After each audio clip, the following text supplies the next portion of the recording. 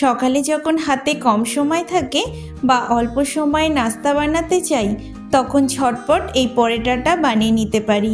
পরোটাটা খুবই হেলদি এবং কোনো রকম বেলারও ঝামেলা নেই। এই পরোটাটা সারাদিন সফট থাকে। আপনারা চাইলে লাঞ্চ বক্সে বা বাচ্চাদের টিফিনেও দিতে পারেন। আশা করছি রেসিপিটি আপনাদের ভালো লাগবে। চলুন তাহলে রেসিপিটি শুরু করা যাক।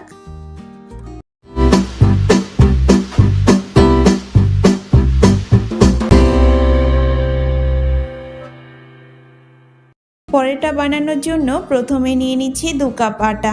আপনারা চাইলে এখানে ময়দাও নিতে পারেন। এবার দিয়ে দিচ্ছি 1 টেবিল চামচ লবণ। শুকনো উপকরণগুলো একটা হ্যান্ড উইক্সের সাহায্যে ভালোভাবে মিশিয়ে নিচ্ছি। আপনারা চাইলে হাত দিয়েও মিশিয়ে নিতে পারেন, যাতে আটা আর লবণটা ভালোভাবে একসাথে মিশে যায়। এবার ধীরে ধীরে পানি দিয়ে ব্যাটার তৈরি করব। পানিটা কিন্তু একেবারে দেবেন না, অল্প অল্প করে দিতে হবে। প্রতিবার পানি দেওয়ার পর ভালোভাবে মিশিয়ে নিতে হবে, যেন ব্যাটারটা একদম পারফেক্ট হয়। খুব পাতলাও না, আবার খুব বেশি ঘনও না। এভাবে ধীরে ধীরে পানি দিয়ে খুব সুন্দর একটা ব্যাটার তৈরি করে নিচ্ছি। দেখুন, সুন্দর একটা স্মুথ ব্যাটার তৈরি করে নিয়েছি। খুব গাঢ়ও না, আবার খুব পাতলাও না, একদম মাঝারি ঘনত্ব। ঠিক এরকম ঘনত্বের ব্যাটার আমাদের দরকার।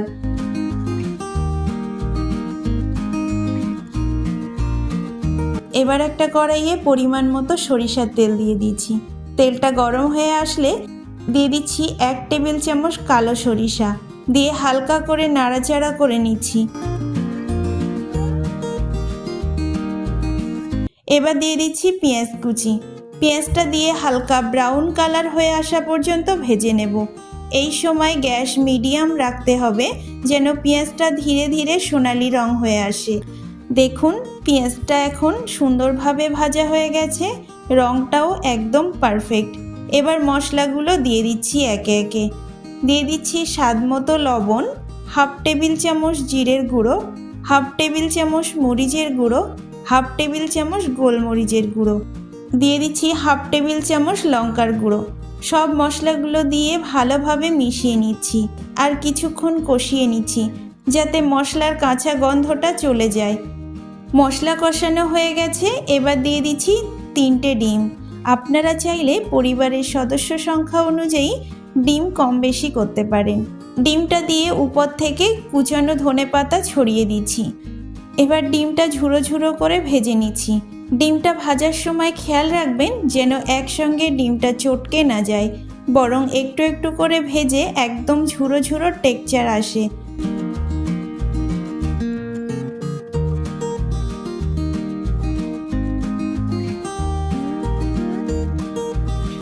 ডিমটা একদম পারফেক্টভাবে ঝুরো ঝুরো করে ভাজা হয়ে গেছে। এখন চুলার আঁচ বন্ধ করে ডিমটা নামিয়ে রাখছি। এরপর আবারও একটা কড়াই নিয়ে নিচ্ছি, তাতে হালকা তেল ব্রাশ করে নিচ্ছি, যাতে পরোটা লেগে না যায়। এবার সেই ব্যাটার থেকে 2 চামচ নিয়ে কড়াইয়ে দিয়ে দিচ্ছি। কড়াইটা হালকা ঘুরিয়ে নিচ্ছি, যেন ব্যাটারটা চারিদিকে সমানভাবে ছড়িয়ে যায়। দেখুন, ব্যাটারটা একদম সুন্দরভাবে ছড়িয়ে গেছে। এবার মিডিয়াম টু হাই হিটে ছেঁকে নেব।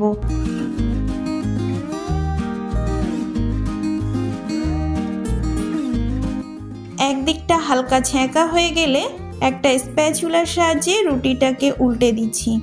এবার 1 থেকে 2 সেকেন্ড মতো রাখছি। এবার উপর থেকে ভেজে রাখা ডিমের পুর দিয়ে দিচ্ছি।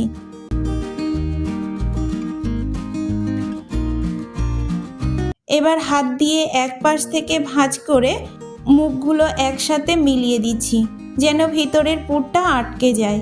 এবার একটা স্প্যাচুলার সাহায্যে মুখগুলো চেপে দিচ্ছি, যাতে পুরটা না বেরিয়ে আসে আর ভালোভাবে আটকে যায়। উপর থেকে হালকা একটু তেল ব্রাশ করে দিচ্ছি।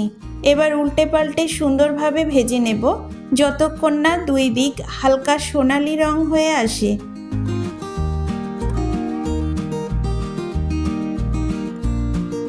এই পর্যন্ত এসে রেসিপির কোনো অংশ যদি ভালো লেগে থাকে, একটা লাইক করতে ভুলবেন না। আমার চ্যানেলে নতুন হয়ে থাকলে চ্যানেলটি সাবস্ক্রাইব করে পাশে থাকবেন। ফেসবুক থেকে দেখলে পেজটি ফলো করে দেবেন। দেখুন কত সুন্দর একটা কালার এসেছে পরোটার, একদম গোল্ডেন ব্রাউন। এবার তুলে নিচ্ছি। একইভাবে আবারও একটা পরোটা বানিয়ে দেখাচ্ছি। কড়াইয়ে হালকা তেল ব্রাশ করে নিচ্ছি। এবার ব্যাটার থেকে 2 চামচ ব্যাটার কড়াইয়ে দিয়ে দিচ্ছি। কড়াইটা একটু হালকা ঘুরিয়ে নিচ্ছি যাতে ব্যাটারের চারিদিকে সমানভাবে ছড়িয়ে যায়।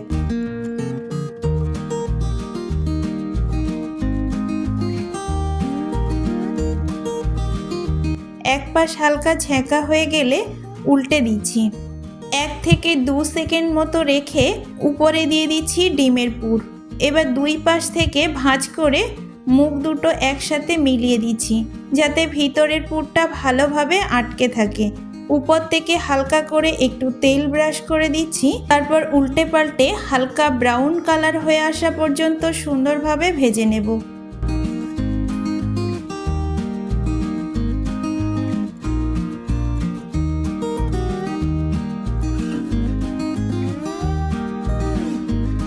দেখুন কোনো রকম ঝামেলা ছাড়াই সকালে খুব সহজে আর দ্রুত এই নাস্তা বানিয়ে নেওয়া যায়।